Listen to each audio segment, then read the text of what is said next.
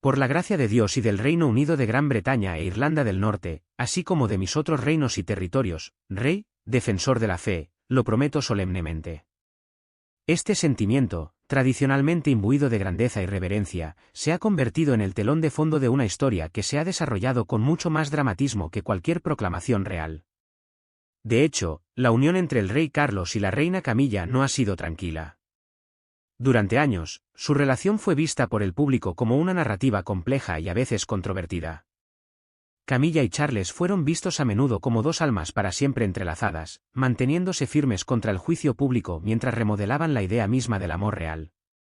A pesar de sus críticas, se volvieron inseparables, un dúo que desafió las expectativas y redefinió cómo podría ser una sociedad real. Cuando el rey Carlos y la reina Camilla compartieron sus reflexiones sobre un hito íntimo y significativo de su viaje, se hizo evidente que su historia estaba lejos de terminar. Sin embargo, justo cuando el mundo creía que la reina Camilla había establecido firmemente su lugar junto al rey Carlos III, comenzó a gestarse un cambio que amenazaría con sacudir los cimientos de su imagen cuidadosamente elaborada. Detrás de la sonrisa, detrás de la fachada real, se gestaba silenciosamente una tormenta. Durante décadas, Camilla había sido una presencia constante en la vida de Charles, su firme confidente, a su lado durante innumerables escándalos, escrutinio público y mareas sociales cambiantes. Su viaje juntos no había sido fácil, especialmente dada la controversia que rodeó su relación durante los años del matrimonio de la princesa Diana con Carlos. Lo que comenzó como una relación sumida en el secreto y la desaprobación pública finalmente se transformó en algo más aceptado, aunque no exento de desafíos. Cuando Carlos ascendió al trono, la atención del mundo se centró en su hijo mayor, ahora el rey Carlos III, con su propio destino por delante. A lo largo de estos años, la unión entre Carlos y Camilla evolucionó. Se volvió emblemático de una monarquía moderna, una improbable segunda oportunidad alimentada por el tiempo, puesta a prueba por la adversidad, y en última instancia, legitimada. Para el mundo exterior, Camilla parecía encarnar con gracia el papel de reina consorte. Se mostraba serena en los eventos formales, cuidadosa con sus palabras y solidaria en cada gesto. Las fotografías mostraban a una mujer que se había adaptado a su papel, pareciendo segura y cómoda en su nueva posición. Atrás quedaron las sonrisas tímidas de sus años anteriores, en su lugar había una expresión radiante, casi ensayada, de alguien que había aprendido a abrazar el escenario de la vida real. Sin embargo, los más cercanos a la familia real empezaron a notar algo diferente. Detrás del pulido exterior, había sutiles signos de tensión, una ambición conmovedora dentro de Camilla que ya no podía ser ignorada. El cambio comenzó gradualmente, especialmente después de la coronación del rey Carlos. En esa ocasión trascendental, bañada por el resplandor dorado de la tradición, Camilla apareció no simplemente como una figura ceremonial, sino como una presencia poderosa por derecho propio. Por primera vez, se la vio menos como una esposa solidaria y más como una mujer individual que parecía dominar el espacio que la rodeaba. La corona sobre su cabeza marcó algo más que la culminación de un sueño real, simbolizó un cambio en su narrativa personal. Una vez pasada la coronación, algo empezó a cambiar en el comportamiento de Camilla. Comenzó a afirmarse con más confianza y con más frecuencia. Fue evidente a través de acciones pequeñas pero significativas, un discurso un poco más largo en un evento benéfico, un comentario improvisado a la prensa, una visita en solitario para reunirse con un dignatario sin Charles a su lado. Donde antes se había contentado con permanecer en un segundo plano, ahora parecía pasar a primer plano y su presencia se hacía más audaz. Los asistentes reales comenzaron a susurrar que Camilla ya no estaba contenta con jugar siempre un papel secundario, no solo en términos de protocolo real, sino también en términos de percepción pública. Había soportado años de difamación pública y ahora, después de haber ganado la aprobación del público, parecía lista para ser el centro de atención. El público, en su mayor parte, respondió a estos cambios con una mezcla de intriga y cautelosa admiración. Muchos lo vieron como una señal de su crecimiento y evolución, con Camilla emergiendo como una mujer real moderna que había encontrado su voz y su lugar dentro de la monarquía. Sin embargo, el cambio no fue del todo aceptado por todos dentro del círculo real. Según los informes, el rey Carlos, que aparentemente lo apoyaba, se sintió perturbado por los cambios. Si bien siempre había reconocido a Camilla como su socia, había una creciente sensación de que su independencia y asertividad estaban comenzando a invadir un territorio que, para él, era sacrosanto, su monarquía. Para Carlos, la monarquía no era solo un título, sino una herencia, un deber y un legado. Si bien Camilla había sido parte de ese viaje, no esperaba que ella lo remodelara de manera tan definitiva. La creciente presencia de Camilla en los medios y su voluntad de salirse de los estrictos límites del protocolo real hicieron que algunos se preocuparan de que la narrativa cuidadosamente construida de la monarquía estuviera comenzando a cambiar, tal vez demasiado dramáticamente en su dirección. Lo que alguna vez había sido una unión de dos personas, una solidaria y otra destinada al liderazgo, ahora estaba bajo una silenciosa tensión. En público, continuaron sonriendo y realizando sus esperadas muestras de afecto, pero detrás de puertas cerradas, las tensiones hervían silenciosamente. Las conversaciones susurradas en los círculos reales insinuaban que la sociedad alguna vez unificada ahora mostraba signos de división. Y luego vino la entrevista, un acontecimiento que rompería el delicado equilibrio. La primera verdadera ruptura en la imagen real cuidadosamente controlada no provino de ningún documento filtrado o exposición sensacionalista. Provino de la propia Camilla y se transmitiría a millones de personas. En un movimiento inesperado y no autorizado, Camilla se sentó con un renombrado periodista británico para una entrevista tan sincera como inesperada. Pasó por alto los canales habituales de comunicación real y actuó sin consultar a su marido, el rey Carlos III, ni a ninguno de los asesores reales. Lo que comenzó como una conversación aparentemente inocente pronto se convirtió en una exposición abierta y cruda de la vida real.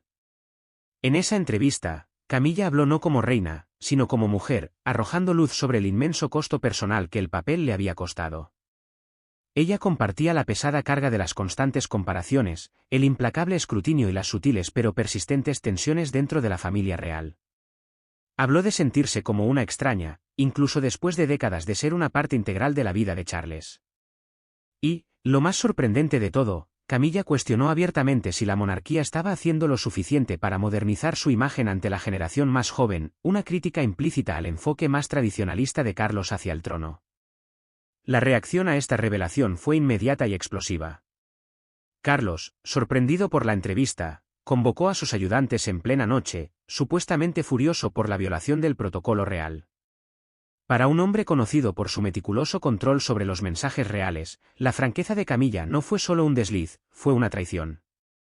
Los asesores de Palacio entraron en modo de crisis, tratando de contener las consecuencias. Se redactaron rápidamente comunicados de prensa, se organizaron filtraciones comprensivas para controlar la narrativa y se llevaron a cabo reuniones informativas privadas para aclarar las intenciones de Camilla. Pero el daño ya estaba hecho. Las palabras que Camilla había pronunciado resonaron en el público y no podían dejar de decirse. Algunos lo vieron como un refrescante momento de honestidad en una institución a menudo criticada por su distanciamiento y rigidez. Otros, sin embargo, lo vieron como un juego de poder, un intento calculado de cambiar el equilibrio de la autoridad real. Sin embargo, lo más preocupante para los miembros de la realeza fue la percepción de que Camilla había desafiado la autoridad de Carlos. La monarquía era su legado y ahora, al parecer, su consorte estaba remodelando la narrativa de maneras que no había previsto.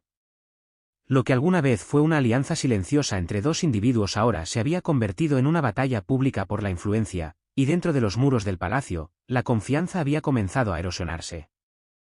Los rumores de división en la cúspide de la monarquía ya no eran meras especulaciones, eran una realidad, y la tormenta detrás de la nueva audacia de Camilla apenas comenzaba a revelar toda su fuerza. Después de su controvertida entrevista, muchos observadores anticiparon que la reina consorte se retiraría a la comodidad y tradición de las normas reales. Sin embargo, para su sorpresa, ella eligió un camino diferente, cada vez más audaz y sin guión. Sus apariciones públicas empezaron a adquirir un tono menos ortodoxo. Los siempre presentes ayudantes, que alguna vez la flanquearon en cada paso, se volvieron notablemente ausentes. En una recepción diplomática, llegó sin el habitual séquito de altos funcionarios de palacio, entrando sola. Fue un acto sutil, pero que repercutió en la habitación. No fue solo una afirmación de independencia, fue, a su manera silenciosa, una declaración de autonomía. Luego vino el icónico incidente de la tiara. Durante un gran banquete de Estado, una noche llena de pompa y tradición real, Camila rompió deliberadamente con la costumbre. En lugar de usar la tiara real designada, una reliquia familiar centenaria, optó por usar un collar antiguo de su colección personal. Este collar, que le regalaron hace décadas y muy alejado de la selección curada del palacio, se presentó como una elección audaz, que parecía pequeña para los de afuera pero que tenía un profundo significado dentro de los círculos reales. Mientras viajaba a la abadía de Westminster con su esposo, Carlos III, para su histórica coronación, el mundo vio a la reina Camila no solo en esplendor real sino con una pieza de joyería muy personal que simbolizaba algo mucho más que un mero adorno. Para el ojo inexperto, el collar puede haber parecido una curiosidad pasajera, una desviación insignificante de la norma real. Sin embargo, para quienes estaban dentro del funcionamiento interno del palacio, fue una señal poderosa. La tiara no es simplemente un accesorio sino un símbolo del poder real, un conducto de la historia y una herramienta diplomática. Las tiaras a menudo se transmiten de generación en generación, cada una imbuida de su propia historia. Al optar por no usar uno, Camila hizo una declaración tranquila pero significativa. No se trataba solo de moda, se trataba de rechazar el peso de la tradición, y al hacerlo, fracturar sutilmente otro hilo más en la continuidad de la monarquía. Pero su audacia no se limitó a la moda. A puerta cerrada, Camila comenzó a tomar medidas estratégicas que dejarían repercusiones duraderas dentro del palacio. Ella presionó para que se hicieran cambios en el personal del palacio y abogó por la reasignación de asistentes que consideraba reliquias de una época pasada. Su descontento con las tradiciones de larga data comenzó a salir a la superficie de manera más abierta, con algunos rumores de que incluso había asistido a reuniones operativas sin ser invitada, ofreciendo comentarios sobre asuntos que históricamente estaban fuera de su alcance. Para algunos, esto representó un soplo de aire fresco, una inyección de modernidad en una institución que muchos consideraban obsoleta y fosilizada. Sin embargo, para otros, en particular aquellos que habían servido bajo la disciplina inquebrantable de la reina Isabel II, fue el desmoronamiento de un orden sagrado. Pronto, la frase actuar como un monarca por derecho propio comenzó a circular, no en los tabloides, sino dentro de los pasillos del poder en el Palacio de Buckingham. Lo que comenzó como susurros entre los cortesanos reales se extendió rápidamente a los medios de comunicación en general, provocando un frenesí de especulaciones. El palacio, que alguna vez fue un frente unido, ahora estaba pintado como una casa dividida. Los titulares resonaban sobre golpes silenciosos y la supuesta monarquía en la sombra de Camila, y los expertos debatían si su influencia complementaba o eclipsaba la del rey Carlos. Dentro de los muros del castillo de Windsor, la tensión se volvió casi palpable. El equipo muy unido que había rodeado al rey Carlos comenzó a fracturarse. Las lealtades se pusieron a prueba, las viejas alianzas se desmoronaron y el rey, que había pasado toda una vida preparándose para el trono, se encontró lidiando no con desafíos externos, sino con una crisis profundamente personal dentro de la institución que ahora dirigía. La dinámica entre Charles y Camila, que alguna vez fue un símbolo de estabilidad, estaba comenzando a desgastarse.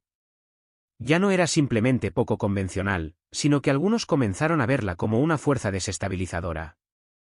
A medida que pasaban los días, Charles se encontró dividido entre dos narrativas contrapuestas, una que elogiaba la audacia de Camila y otra que advertía sobre su extralimitación. Se volvió más retraído y los conocedores notaron un cambio sutil en su comportamiento. Si bien sus apariciones públicas se mantuvieron estoicas y serenas, sus interacciones privadas se volvieron cada vez más cautelosas. Mantuvo menos reuniones con sus ayudantes de confianza durante mucho tiempo y su agenda, que alguna vez fue rutinaria, se convirtió en un secreto estrictamente controlado. En privado, comenzó a cuestionar una verdad fundamental que ningún monarca debería considerar jamás: ¿en quién puedo confiar todavía? Lo que comenzó como meros susurros pronto se convirtió en un rugido que resonó en los pasillos del castillo de Windsor. Sin embargo, ante la creciente presión, Camila se mantuvo decidida. Sin pedir disculpas, imperturbable y aparentemente imparable, siguió adelante. El anillo que una vez adornó su dedo, el que perteneció a la reina madre, no era una simple pieza de joyería. Era un símbolo de supervivencia, una recuperación de un amor vilipendiado durante mucho tiempo. El regalo de este anillo por parte de Charles no fue solo una propuesta, fue una reescritura de la historia real. Un romance alguna vez despreciado había sido legitimado, tanto simbólica como literalmente, con diamantes reales. Para aquellos que entendieron el contexto más profundo, el anillo llevaba consigo susurros de un pasado sumido en escándalos. Hablaba de reuniones clandestinas durante el tumultuoso matrimonio de Carlos con Diana, de llamadas telefónicas secretas y frenesí mediático. Sobre todo, hablaba de resistencia. Su amor, alguna vez considerado tabú, había sobrevivido y, con el tiempo, transformó a Camila de una paria a una reina consorte en espera. El anillo se había convertido en el sello definitivo de ese viaje, la prueba de un amor que había trascendido los desafíos de la opinión pública y las expectativas reales. Sin embargo, el tiempo, como siempre ocurre, empezó a erosionar incluso los vínculos más firmes. Mientras la monarquía enfrentaba algunos de sus años más desafiantes, fracturada internamente y escrutada externamente, comenzaron a surgir tensiones dentro de la relación de Carlos y Camila. Lo que alguna vez había sido una asociación sólida como una roca comenzó a mostrar grietas bajo el peso de viejos agravios y decepciones tácitas. Había señales sutiles, momentos de silencio mientras tomaban el té de la mañana, pausas incómodas en funciones estatales, una notable falta de miradas compartidas durante las apariciones públicas. Surgieron rumores sobre desacuerdos sobre las relaciones de Carlos con sus hijos, el papel cada vez más visible de Camila en los asuntos palaciegos y su creciente influencia en la toma de decisiones. Entonces llegó el inevitable punto de ruptura, una discusión explosiva que sacudiría los cimientos mismos de la familia real. El enfrentamiento, según informaron múltiples fuentes del palacio, tuvo lugar en uno de los salones más pequeños de Clarence House, un espacio íntimo y privado muy alejado de la vista del público. Comenzó como muchos desacuerdos, silenciosamente, hirviendo a fuego lento con tensiones no resueltas. Pero pronto, el intercambio se volvió más acalorado. Se alzaron voces. Las emociones estaban a flor de piel. Luego vinieron las palabras que conmocionarían a la institución: devuélvemelo, quiero que me devuelvas mi anillo. La exigencia, dura y fría, fue formulada con una finalidad que no dejaba lugar a la ambigüedad. No se gritó, pero no era necesario. En el tono inconfundible de Carlos, esas palabras llevaban el peso de la autoridad de un monarca y el dolor de una traición profundamente personal. Camila, supuestamente atónita y en silencio, no respondió de inmediato. La gravedad del momento, la fuerza simbólica de la petición, fue como un duro golpe. No se trataba solo del anillo, sino de todo lo que representaba, el desmoronamiento de una unión, la fractura de un vínculo que alguna vez se consideró inquebrantable. Lo que comenzó en la privacidad de Clarence House no permaneció allí por mucho tiempo. Los asistentes de palacio, entrenados durante mucho tiempo para reprimir los chismes, no pudieron contener la magnitud de lo que había sucedido. A los pocos días, la historia se filtró a la prensa y pronto apareció en los titulares: Charles exige que le devuelvan su anillo en medio de Royal Rift. Para muchos, la demanda representaba más que una simple disputa interna, fue una destrucción simbólica del legado mismo que el anillo había llegado a representar. Fue un rechazo a la traición percibida, una forma de que Carlos recuperara el control, tanto de su vida personal como, por extensión, de la propia monarquía. Y tal vez marcó el comienzo de una agitación real aún mayor. La decisión de Camila de mantener el anillo de compromiso en su dedo en los días posteriores al enfrentamiento generó diversas interpretaciones. Para algunos, fue un acto silencioso de desafío, su manera de mantenerse firme frente a la tormenta que se avecinaba. Para otros, reflejaba incredulidad, una renuencia a reconocer la gravedad de la situación que se desarrollaba a su alrededor. Al final, los informes sugieren que el anillo fue retirado discretamente, no en medio de un evento público, sino en la intimidad de un momento, lejos de los focos de atención. No hubo ninguna gran declaración, ninguna declaración pública. Solo un gesto simple y tranquilo, cargado con el peso de emociones no expresadas. Los susurros que rodearon su desalojo de las puertas del palacio fueron sutiles al principio, casi imperceptibles para quienes no prestaban mucha atención. No comenzó con un decreto oficial ni un dramático comunicado de prensa, sino con pequeños cambios en las rutinas reales, señales que solo los más observadores podían captar. Un día, Camila estuvo notoriamente ausente de una importante recepción en el jardín de Clarence House. Al día siguiente, su caravana, que normalmente seguía su conocida ruta, pasó por alto por completo el Palacio de Buckingham. Poco después, fuentes anónimas revelaron lo que hasta entonces había sido objeto de especulaciones en la prensa: el rey Carlos había solicitado discretamente que la reina consorte Camila abandonara la residencia real. Si bien el palacio lo enmarcó como una separación temporal debido a conflictos de programación, el lenguaje eufemístico no pudo ocultar la magnitud del cambio. La realidad fue más sorprendente que cualquier declaración cuidadosamente elaborada. Camila no había sido reubicada en una de las fincas reales utilizadas para descansar y rejuvenecer, sino en una residencia mucho más oscura y privada en Wiltshire, bien alejada de la mirada del público y de la siempre atenta mirada de los medios de comunicación. No hubo fanfarria, ni fotógrafos que le tomaran fotos desde el balcón del palacio, ni saludos corteses a la multitud. Solo un profundo silencio, roto solo por el simbolismo de todo ello. Las puertas del palacio, el corazón de la monarquía, efectivamente se le habían cerrado. Los tabloides se divirtieron mucho con este acontecimiento. Los titulares hablaban de una ruptura real, alimentando el fuego con especulaciones e intrigas. Los programas de entrevistas matutinos debatían si el divorcio era inminente, mientras la opinión pública se convertía en una tormenta propia.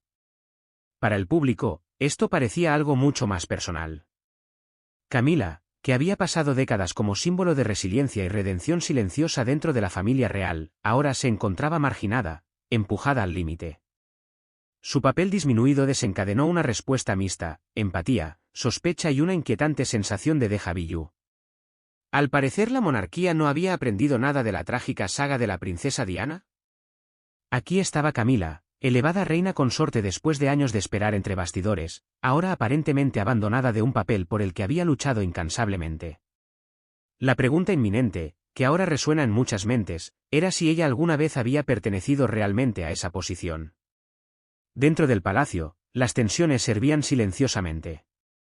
Los cortesanos estaban divididos, y algunos defendieron firmemente la lealtad de larga data de Camila, señalando cómo ella había apoyado a Carlos durante sus años más turbulentos y cómo había trabajado para modernizar la imagen real con gracia y sutileza. Pero hubo otros que susurraron sobre sus recientes errores, arrebatos privados, meteduras de pata en público, violaciones del protocolo real, que habían comenzado a erosionar la buena voluntad de la que alguna vez había disfrutado. Un informante comentó escalofriantemente: ella subestimó lo rápido que puede moverse el suelo cuando la corona está ligeramente sujeta. La monarquía se enfrentaba ahora a una crisis provocada por ella misma. La reacción pública a la situación fue rápida, aguda y profundamente polarizada. Por primera vez en décadas, la monarquía ya no era vista como una institución estable e inquebrantable. Parecía a la deriva, atrapada en una tormenta de agitación emocional, bagaje histórico y creciente incertidumbre. La sombra de Diana se hizo más grande que nunca, como si la familia real estuviera condenada a repetir los trágicos patrones del pasado. Las redes sociales estaban repletas de especulaciones, un hervidero de opiniones y acalorados debates. ¿Podrá Carlos todavía mantener unida la monarquía? El aparente error de juicio de Camila estaba reabriendo viejas heridas que el público nunca había permitido sanar realmente. ¿O fue esto, como algunos sugirieron, simplemente el desmoronamiento natural de una institución demasiado arraigada en la antigüedad para resistir el escrutinio del mundo moderno? Los comentaristas reales, en ambos lados del debate, se alinearon con opiniones apasionadas. Algunos instaron a la reconciliación, con la esperanza de que se sanara para proteger a la monarquía. Otros pidieron un ajuste de cuentas, un momento de la verdad que se había retrasado mucho. Sin embargo, había surgido un hecho innegable: la monarquía, tal como estaba constituida actualmente, estaba en estado de colapso. Y mientras Camila permanecía en el tranquilo aislamiento de su residencia privada, lejos de la vista del público, la pregunta persistía: ¿era ella una reina desplazada temporalmente o le habían quitado la corona, de una manera más silenciosa y sutil? En un movimiento inesperado, Camila sorprendió tanto a los conocedores de la realeza como a los observadores de los medios con una declaración cuidadosamente elaborada. Aunque su tono era sutil, la intención detrás de él era muy clara. No hizo mención directa del anillo de compromiso ni del dramático enfrentamiento detrás de las puertas del palacio, pero su mensaje resonó profundamente. Reafirmó su compromiso de toda la vida con el servicio público y con la corona, una frase que rara vez había empleado con tanta solemnidad. Pero fue la frase final la que captó la atención: siempre he honrado mi papel, no solo como reina consorte sino como voz independiente dentro de esta institución. La elección de las palabras fue deliberada. Personas cercanas a Camila describieron el comunicado como una rebelión silenciosa. No fue ni una disculpa ni un desafío abierto, sino una declaración estratégica: ella no será borrada de la narrativa de la monarquía.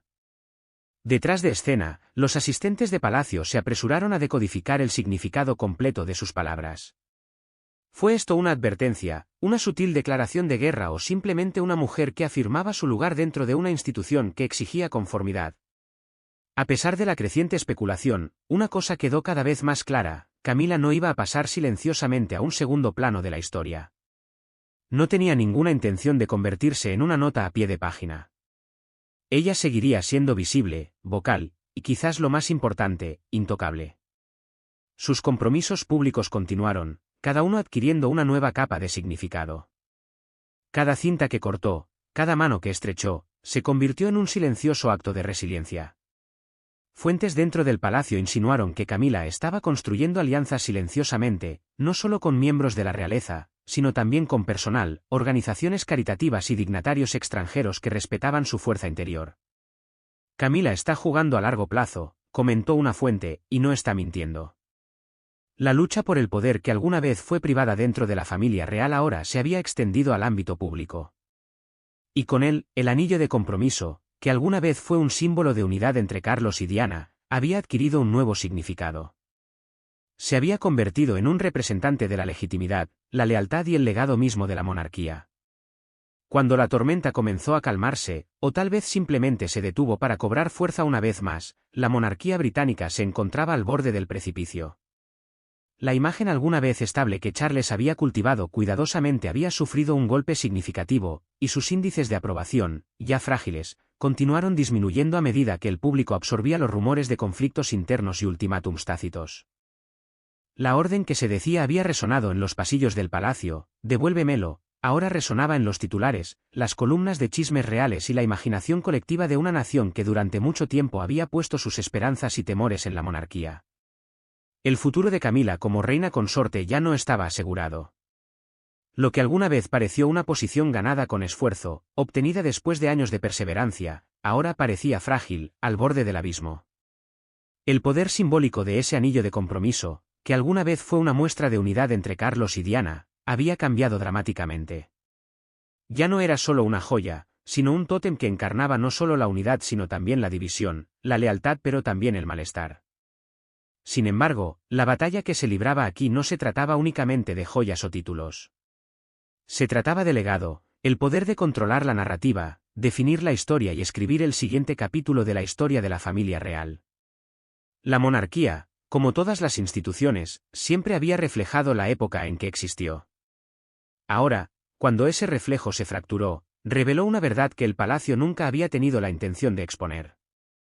Y mientras el mundo observaba, surgió una pregunta: ¿podría la corona sobrevivir a este desafío, o finalmente había llegado a un punto en el que ya no podía soportar la presión?